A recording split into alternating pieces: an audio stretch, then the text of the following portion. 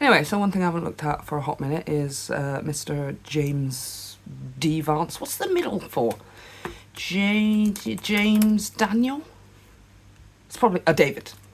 I know it was just going to be like the most basic of D names. So yeah, we haven't spoken about him for a minute. Well, I haven't spoken about him yet necessarily on the channel because he kind of just disappeared, right? Did you feel like he just sort of... Where did you go, mate? Where did you go? Oh, so you were like sort of the placeholder for effectively, really, Donald Trump, I suppose, because he's kind of the VP now, isn't he? Phony Stark is the president. So Vance has just given a speech at, where was he? To do the Munich Security Conference, talking about Europe, talking about, I believe it is, I mean, the Spectator here has called it the fall of Europe.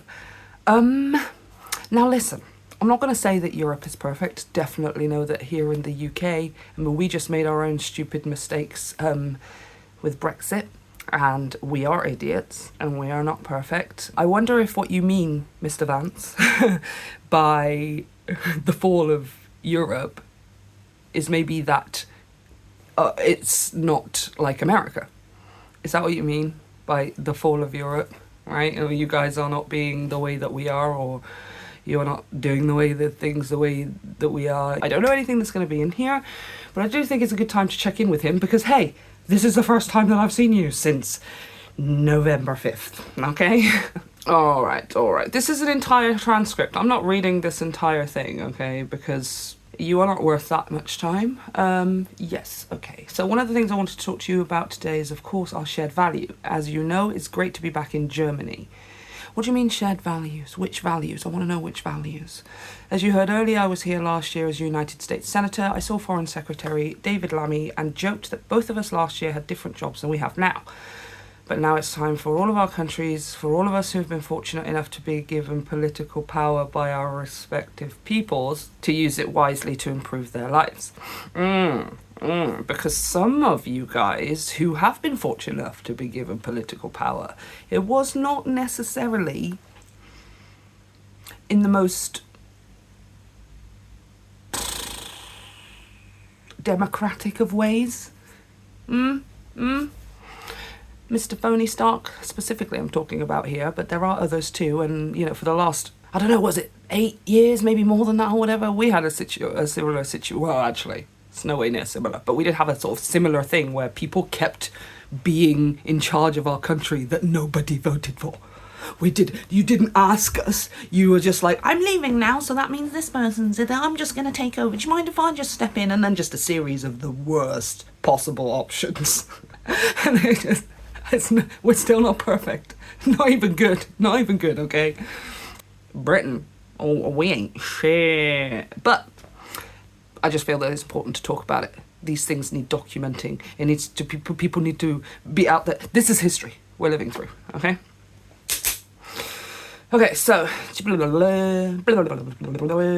we gather at this conference, of course, to discuss security. Normally we mean threats to our external security. I see many great leaders gathered here today. But while the Trump administration is very concerned with European security and believes that we can come to a reasonable settlement between Russia and Ukraine, which I think means for Trump, Ukraine give Russia everything that they want. That's what he means by reasonable settlement. And also, by the way, Ukraine, you're not really going to be part of the discussion.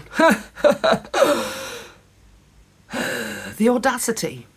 And we also believe that it's important in the coming years for Europe to step up in a big way to provide for its own defence. The threat that I worry about the most vis-a-vis Europe is not Russia, it's not China, it's not any other external actor. Here he goes, like trying to inject that whole enemy from within, which of course Europe has dealt with, obviously, specifically with a very specific certain person in the 1930s and before that as well, and that idea of the enemy within, like that language was used and that term was used. And again, when he says that, what was it at the beginning here? Shared values. That's what you mean by shared values, isn't it? Right? You guys have been moving away from the idea of the enemy with it. We don't have shared values so much anymore, right? Because this is what we believe and you believe it too, right? What I worry about is not Russia, it's not China, it's not any other external actor. What I worry about is the threat from within. The retreat of Europe from some of its most fundamental values shared with the United States of America. What are those values? Is it, Mr. Vance, possibly something to do with the world being for straight white men? Is that the fundamental values that you mean? Hey? You've been giving America a bad name here, Mr. Vance. Okay, so I came here today not just with an observation, but with an offer, and just as the Biden administration seemed desperate to silence people for speaking their minds, except no, because no. I mean, you guys literally have like Elon Musk as president now, who is a guy who bought a social media platform so he could control the narrative literally of himself. But no. Biden was the sensory one.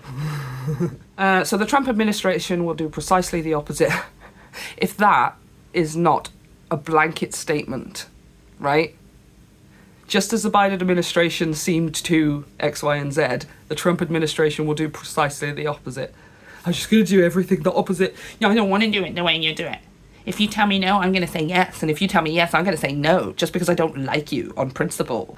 And I hope we can work together on that. Okay, so as far as I can tell, as far as I can see, literally everywhere all of the time, Europe has just taken a wholehearted, no thank you. All right, not 100%. It's never going to be 100%. But majority of us are like, do you know what? Thanks. But no thanks. I mean, the irony, the audacity, the irony of you talking about free speech and being able to say this and that and blah, blah, blah, blah, at the same time as simultaneously stripping away the rights of so many people, of literally needing to get your hands on TikTok so that you can control the narrative. In J.D. Vance's world, it would be okay to refer to a woman as an object and say things like, your body, my choice, and then protect the people or platform the people who say things like that. Somebody would come out and just say, it's absolutely fine to be in love with a man and for a man to love a man and a woman to love a woman. And then children can grow up with 2 males and 2 females as parents and blah, blah, blah, blah, blah. Then it would be like, no, censor that. Because it's not, is it? Like, it's crazy to me how you want free speech, but you only want free speech of the most hateful speech, the most divisive, fear-mongering of speech. Like,